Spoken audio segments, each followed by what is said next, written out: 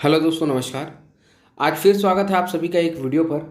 और आज आपको बताएंगे कि आईपीसी की धारा 151 क्या है।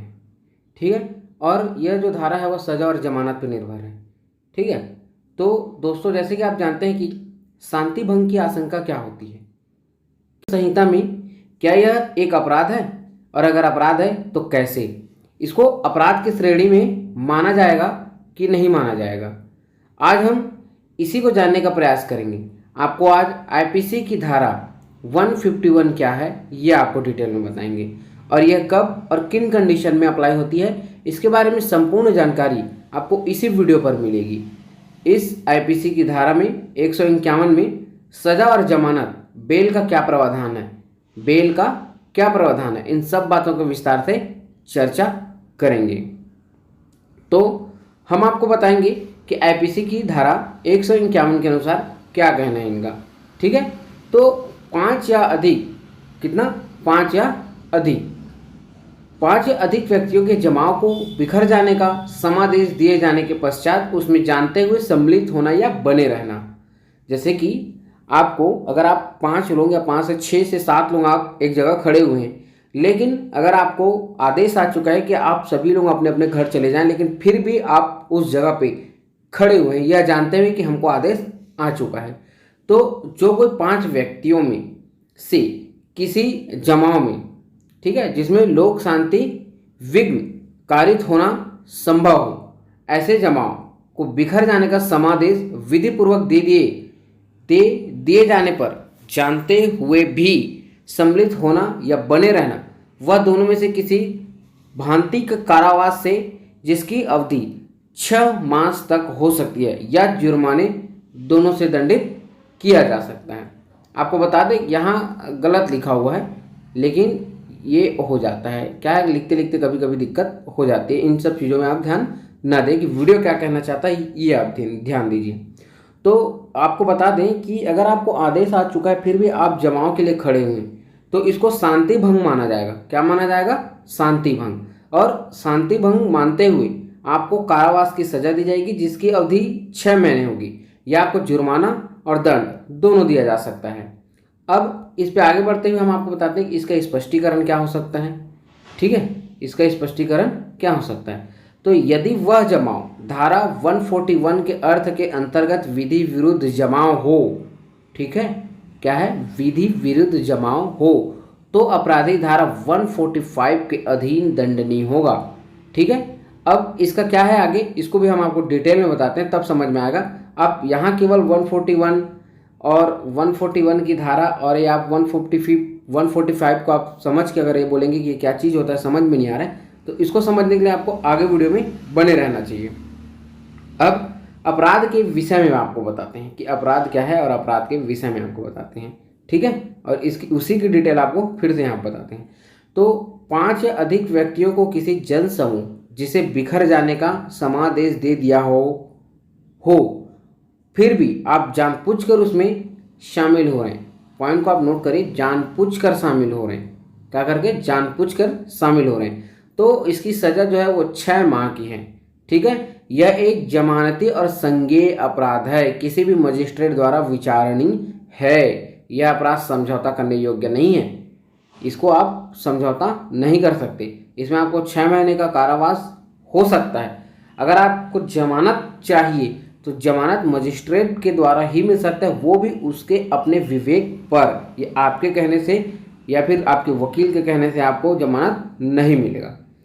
अब आगे देखते हैं कि आईपीसी की धारा 151 में वर्णित अपराध के विषय में आपको डिटेल बताते हैं। ठीक है। अब ये क्या चीज़ होती है हम आपको बताते हैं। ठीक, आखिर क्या है धारा 151?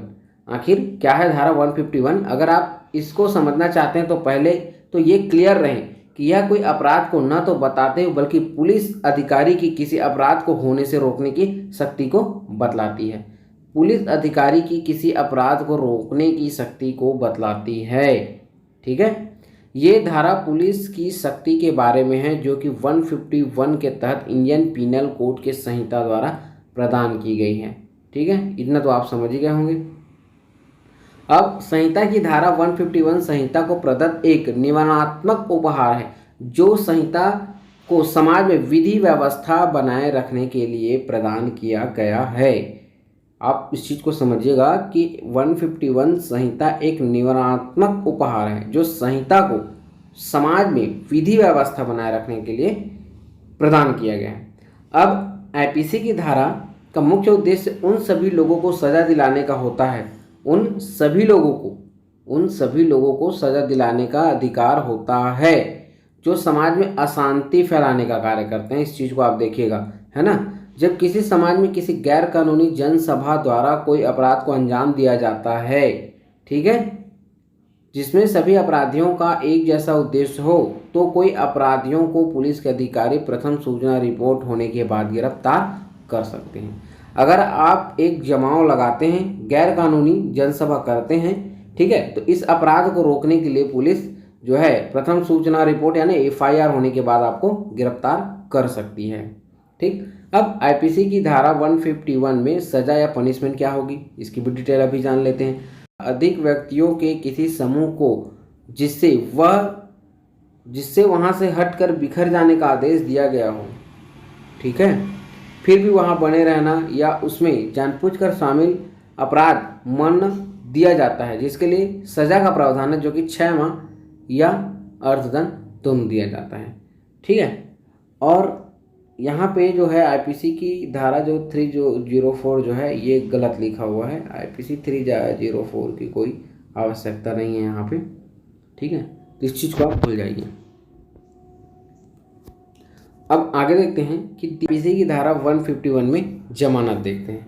ठीक है, जमानत का क्या प्रावधान है। ठीक है, अब आईपीसी की धारा 151 में जो अपराध बताए गए हैं,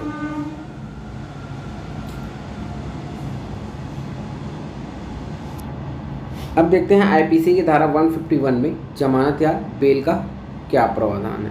ठीक है, आईपीसी की धारा 151 में जो अपराध बताया गया है यह कि जब कोई गैर कानूनी जनसभा किसी समाज के लोगों में अशांति फैलाने की कोशिश करे, तब पुलिस ऐसे अपराधियों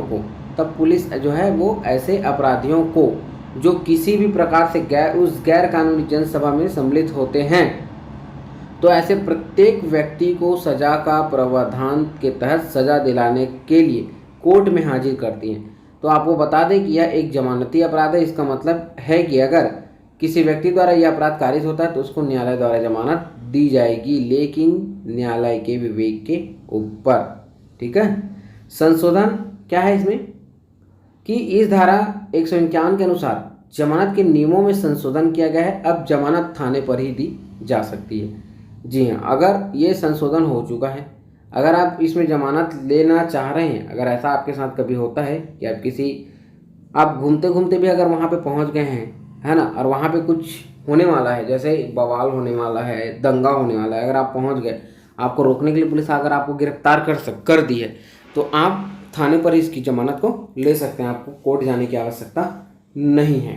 ठीक है, अब कब जेल हो सकती है इसके बारे में बताते हैं आपको कि इसके अनुसार धारा 151 में पुलिस द्वारा कार्यपालिका मजिस्ट्रेट के समक्ष आरोपी को तभी प्रस्तुत किया जाना चाहिए जब आरोपी